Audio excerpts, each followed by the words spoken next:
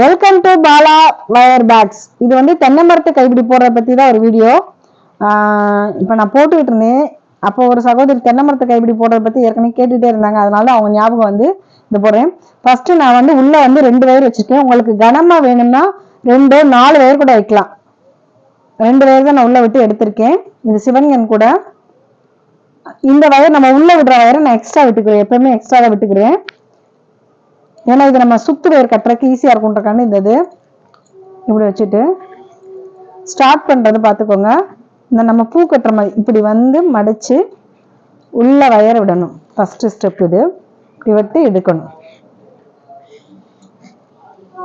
இது right left மாத்தி மாத்தி விடணும். அதுக்கடுத்து இந்த சைடு விடும்போது இந்த வயரை உள்ள விடணும். இப்படி எடுக்கணும். அப்புறம் வந்து இந்த வயரை மடக்கி இந்த சைடு மடக்கும் போது ஆப்போசிட் சைடு இருக்க வயரை உள்ள விடணும். நம்ம இந்த சைடு மடக்கும் போது இந்த சைடு ஆப்போசிட் சைடு இருக்கிறத உள்ள விடணும். இந்த மாதிரி விடணும் வயர்களை.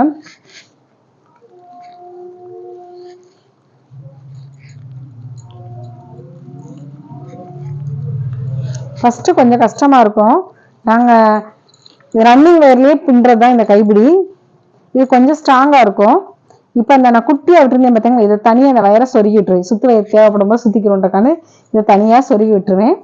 இப்போ வந்து இந்த 4 வயர்ல மட்டும்தான் இப்போ நம்ம கைப்பிடி சுத்த போறோம்.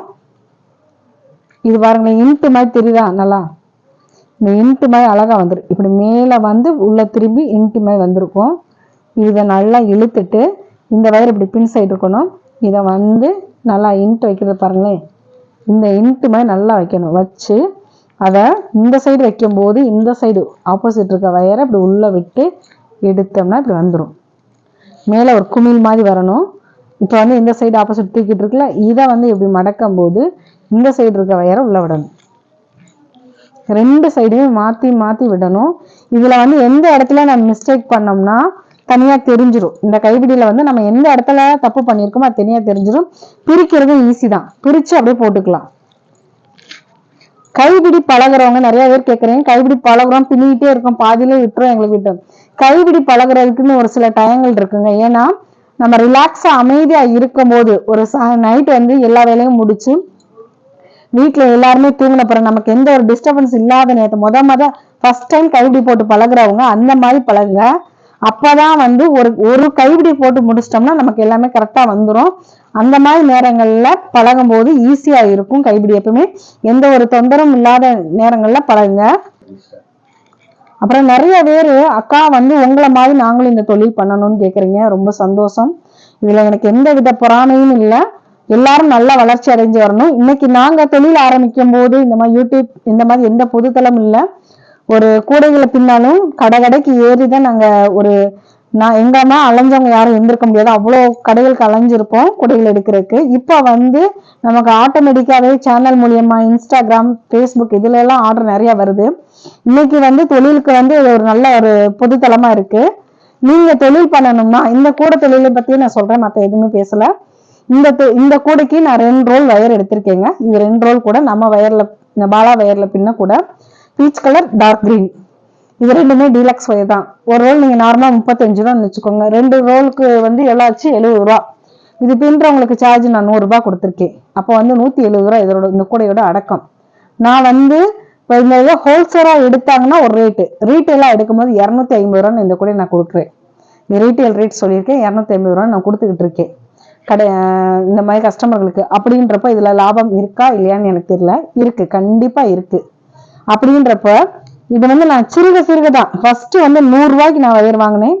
அதுக்கடுத்து 500 ரூபாய்க்கு வயர் வாங்கினோம். அப்புறம் 5000 ரூபாய்க்கு வாங்கினோம். அப்புறம் 50,000 ரூபாய்க்கு வாங்கினோம். அதுக்கப்புறம் நாங்கள் வளர்ச்சி அடைய கம்பெனி வச்சுட்டோம். அந்த மாதிரி எடுத்தவொடனே இதை வந்து பெரிய தொழிலா பண்ணணும்னு நினைக்கிறது ரொம்ப ரொம்ப ஒரு தப்பான விஷயம். படிப்படியா வாங்க. வந்து 2 ரோல் வாங்குங்க, அப்புறம் ஒரு 10 ரோல் வாங்குங்க, அடுத்து ஒரு 20 ரோல் வாங்குங்க. அந்த மாதிரி வாங்கி வளர்ச்சி அடைஞ்சவங்க தான் இதுல என்ன லாபம் இருக்கு, என்ன நஷ்டம் இருக்குன்றதையும் தெரிஞ்சுக்கலாம். இதுல லாபம் வந்து இருக்கு, நஷ்டம் நான் சொல்லல. நம்மகிட்ட கூடையை வாங்கி யாரும் ஏமாத்திட்டாலும் அது நஷ்டம். நிறைய பேர் அந்த மாதிரி பண்ணுவாங்க. இந்த தந்துட்டு நம்ம சொந்தக்காரங்களும் வாங்கி ஒரு 10 கூட கொடுப்பா, நாங்க வந்து காசா தர மாட்டேன் அப்படின்ற மாதிரி நம்ம ஒரு நம்பிக்கை, சொந்த பந்தத்துல அப்படிலாம் பேச முடியாது. கொடுப்போம். திருப்பி வந்து தர்றேன்ப்பா அப்படின்னும் போது நம்ம அழுத்தியும் கேட்க முடியாது. ஒரு சில இடங்கள்ல வந்து பணங்களை அழுத்தி கூட கேட்க முடியாத சூழ்நிலை எல்லாம் இருக்கு. அப்படின்ற பட்சத்துல நம்ம வந்து பொறுமையா போகணும். ஒரு சில இடங்கள்ல அந்த மாதிரி இடத்துலதான் நம்ம லாபத்தை விட்டு கொடுக்க வேண்டியதா போகுது, நஷ்டமடைகிறோம். மற்றபடி தொழில கண்டிப்பா 100% கூட தொழில லாபம் இருக்கு. நம்ம செய்யற மெத்தட் தாங்க. எந்த ஒரு தொழிலுக்குமே ஒரு ட்ரிக்குன்னு ஒண்ணு இருக்கு. அந்த ட்ரிக் மூலியமா போனா மட்டும்தான் லாபம் அடைய முடியும். நிறைய பேர் இப்ப கேக்குறீங்க, நார்மல் கூடையோட லாபம் ஜாஸ்தியா சிவன்கண் கூடையோட ஜாஸ்தியான்னு கேக்குறீங்க.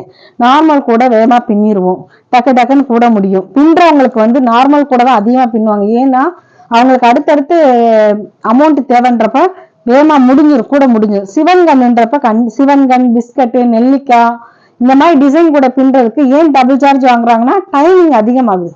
அதனால்தான் கூட பின்ற சகோதரிகள் டபுள் சார்ஜ் வாங்குறாங்க. இந்த மாதிரி தொழில் பண்ணுங்க, பண்ண வேணாம்னு நான் யாரையுமே சொல்ல மாட்டேன். நான் தாராளமா பண்ணலாம், நல்ல வெற்றி அடைஞ்சு வரலாம். இன்னைக்கு நிறைய பேர் வயர்கள் வாங்கி சேல்ஸ் பண்றாங்க. அந்த மாதிரி கூடைகள் பின்னி நல்லா வயர்கள் வாங்கி சேல்ஸ் பண்ணி நல்ல நிலைமைக்கு வாங்க. எல்லாருக்கும் என்னோட மனமார்ந்த வாழ்த்துக்கள் தான் சொல்லுவேன். இது வரைக்கும் நம்ம சேனலை சப்ஸ்கிரைப் பண்ணாலும் சப்ஸ்கிரைப் பண்ணுங்க, பக்கத்தில் இருக்க பெல் பட்டன் ப்ரெஸ் பண்ணுங்க, லைக் பண்ணுங்க, ஷேர் பண்ணுங்க, மறக்காம கமெண்ட் பண்ணுங்க.